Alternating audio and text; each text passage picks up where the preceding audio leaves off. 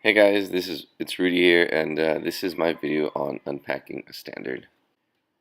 Okay, I'm currently teaching at a bilingual school in Beijing, and we as the foreign staff, we primarily focus on English language arts and science, while math is taught in Chinese, and Chinese is also taught in Chinese.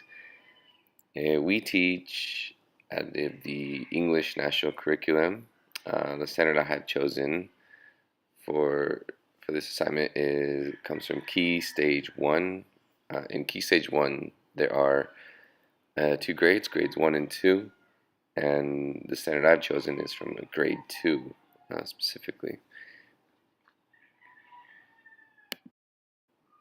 The reason I chose this unit for this assignment is because this standard and everything along with it will be taught at school next semester.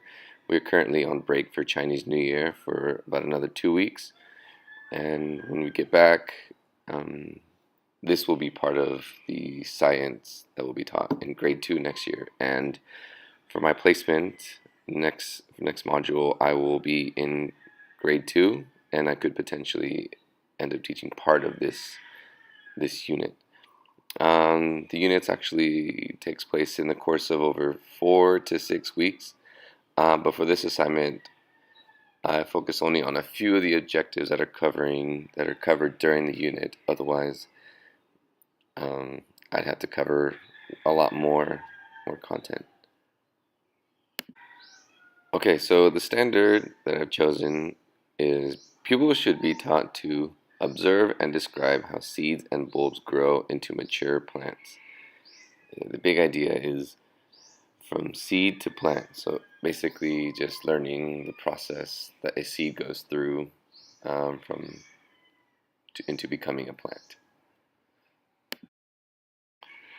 Okay, some of the skills students must use during the course of this unit will be observe. So students will observe plants in the surrounding area around campus, um, and other plants within campus. Students will describe using adjectives the plants that they observe, and that's one thing we try to do is expand the students' vocabulary through science as well, because they're all technically ESL learners, and so we're constantly trying to expand their vocabulary and having them use it in different ways. Students will monitor, so they'll grow their own plants and monitor the progress, and then keep track of that progress. Recording, so again, the students will be growing their own plants and recording their findings and their observations. Compare and contrast, students will compare and contrast different plants that have been set in different environments, like hot and cold, shaded and lit environments. And explain, students will use the information learned throughout the unit to explain the results of their findings.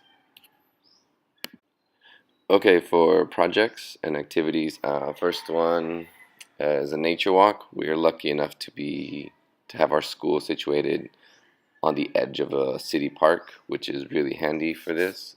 So we'll just go out of campus and then go for a walk in the park, and then sort of observe and describe and draw and label plants that the children see. Students will write a list of what a plant needs and why. Students will use adjectives to describe what would happen if a plant didn't have each of those needs. Students will write and illustrate how a seed becomes a plant, and to wrap it up at the end, sort of an investigative write-up.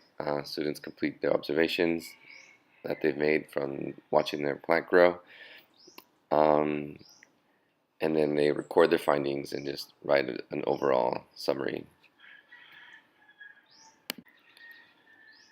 Assessment. Okay, so assessments are typically not summative at our school so much. They're more formative and ongoing. So the assessment for this project would be formative, and upon successfully meeting the success criteria for individual tasks, The teacher will update the assessment tracker, which calculates student progress. So in the tracker, there are lists all the success criteria, and then as the as the unit progresses, the teacher updates the tracker, indicating whether or not they met the standard. And then this tracker takes all the information and sort of calculates it, and it tells you whether the student is at level, below level, or above level. There isn't really a grade per se. It's just a way of monitoring progress.